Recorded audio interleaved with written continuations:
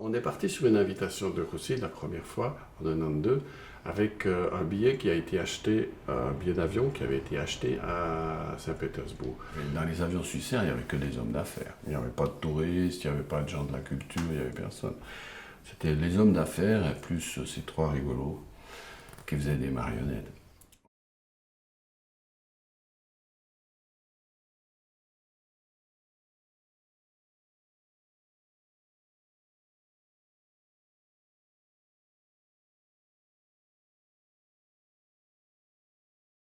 On était invité dans le palais de Catherine, la tsarine, à Saint-Pétersbourg.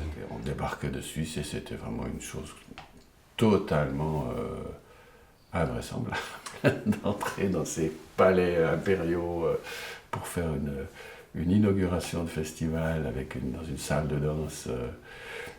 Je crois que c'est plus possible aujourd'hui. Ils ne peuvent pas faire un truc comme ici, toi, il faut faire, c'est 10 fois plus gros, 10 fois plus lourd, glacier comme ça, épais, monstrueux, quoi. Et avec Roussil, on a une très bonne relation.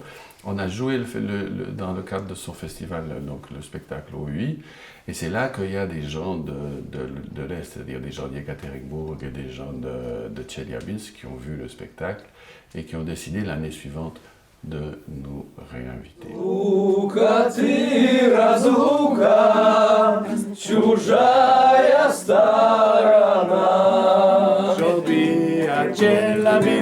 Faudra pas dire qu'on est des manchots. Oh oui, oh oui, oh oui, oh oui, oh oui.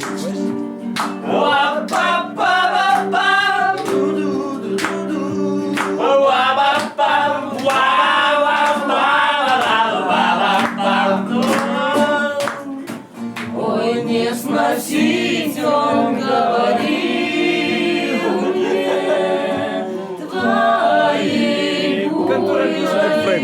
Very good. Very good. Roman, very good friend too. Yes.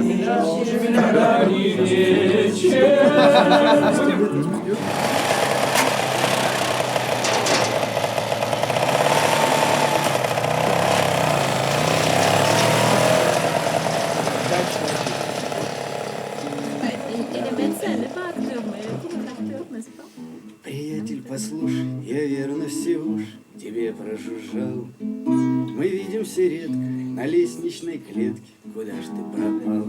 Под голоском со струной души трепетные рвать будут песни ваши петь, всего света голоса.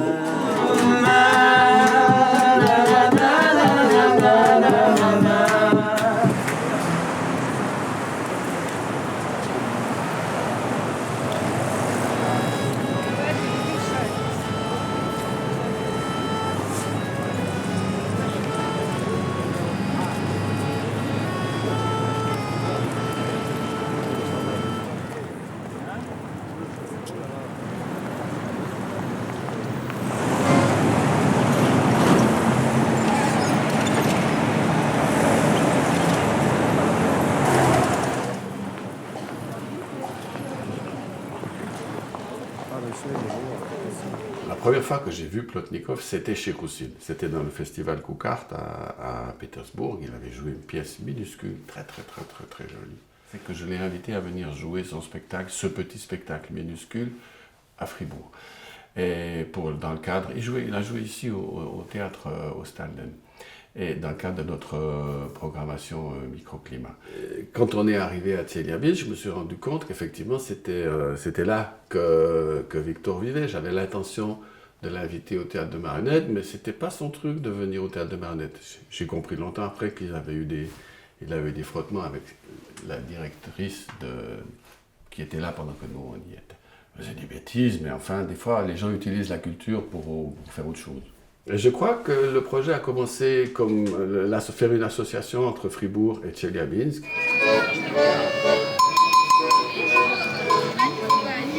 Привет! Bonjour. Comment ça va? Bonjour. Hein? Папка! Папка!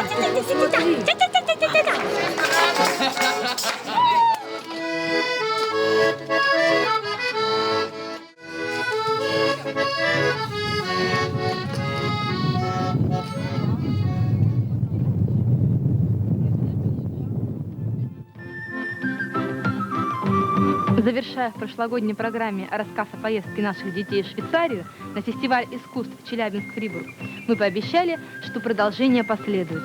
И действительно, встреча состоялась. В международном фестивале Фрибург-Челябинск ответная акция на Уральской земле. Наряду со взрослыми приняла участие и детская группа из Фрибурга. Si vous avez en Suisse quelque chose de pareil ou c'est toute chose différente? Oui, on a aussi des discos. Mais peu, c'est seulement dans les grandes villes, puis on fait aux anniversaires aussi. Ouais. C'est bon, c'est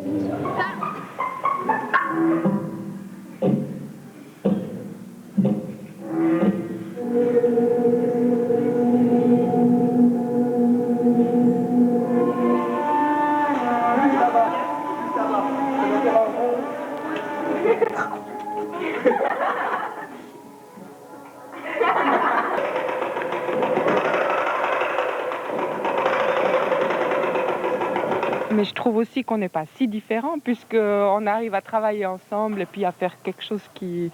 On a monté le spectacle en 4 jours.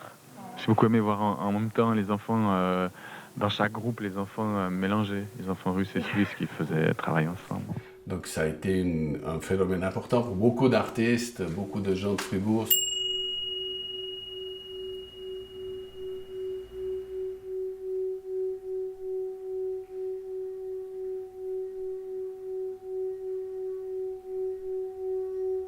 On est parti pour la première fois les Young Gods en Russie, ou bien, oui, avec des trucs qui étaient vraiment, vraiment classe. La Bunguda Motus pour la toute première fois en Russie aussi. Et les Russes qui pensaient que c'était de vrais extraterrestres. Et puis rapidement, dans ce projet de Fribourg-Tcheliabinsk, on a inséré nos deux compagnies en disant s'il y a une association qui se fait entre Fribourg et Tcheliabinsk, pourquoi on ne ferait pas un projet de nos deux compagnies, une de Fribourg, l'autre de Tcheliabinsk.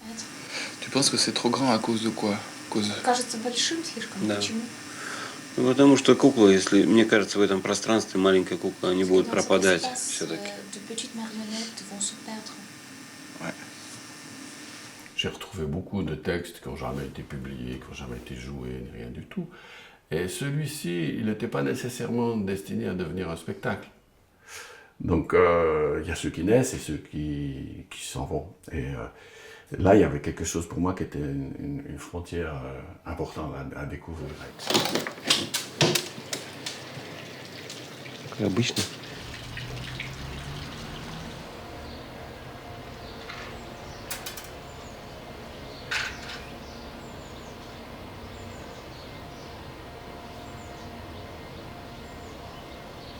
Как в детстве. Alors ça, c'est un personnage, c'est un grand mystère. Ça, c'était un grand mystère, quoi. Plotnikov, c'est quelqu'un qui a vraiment qui apporte un tel, je sais pas, un univers tellement incroyable, magique, tout. C'est vraiment. Maintenant, quand on ressort les marionnettes et les choses qu'il nous a laissées, quand on les a mis dans une exposition, tout le monde est ah. Il était très content de trouver un texte poétique à adapter pour du théâtre visuel. Ça lui convenait parfaitement. En plus, les thèmes que je touchais, particulièrement le thème de l'ange, on est dans une période en 93-94 en Russie où tout à coup ressurgit la religiosité des gens, qui a été cachée, interdite, planquée pendant longtemps.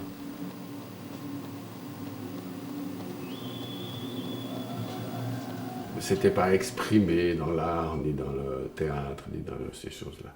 Et je pense que pour Victor, ça a quelque chose d'important, cette religiosité.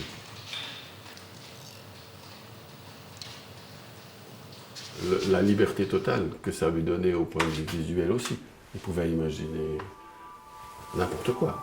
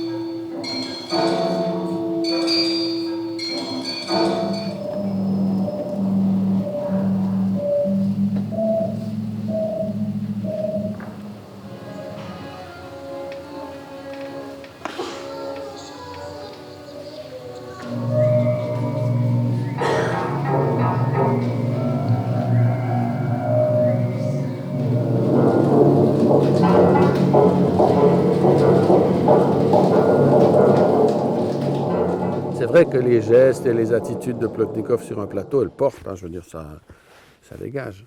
Mais c'est marrant parce qu'il sait aussi être hyper discret dans un moment de manipulation où il ne faut pas qu'on le voie, par exemple. Tout à coup, il disparaît complètement, il fait juste sa manipulation.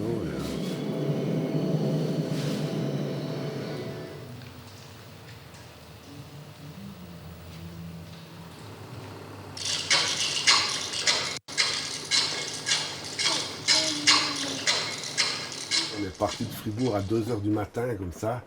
On est arrivé là-bas, on a commencé à marcher, il faisait encore nuit. Je pense que vers 5h, quand le jour s'est levé, on était déjà prêts à filmer et tout. Il n'y avait encore personne. Mais on a passé peut-être 3 heures sur le glacier. On a eu notre moment d'intimité, puis devant ce truc énorme, quoi. Ce sentiment d'être un minuscule grain de poussière dans l'éternité, quoi. C'est difficile à vivre dans le monde qu'on vit maintenant, de vivre ce genre de situation comme ça.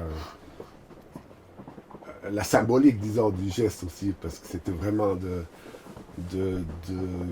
tuer un ange pour faire naître un enfant, quoi. Donc voilà, il y a quelque chose de un peu le monde à l'envers. Je sais pas, peut-être, je sais pas. On sait pas tout, mais c'était une belle chose, quoi.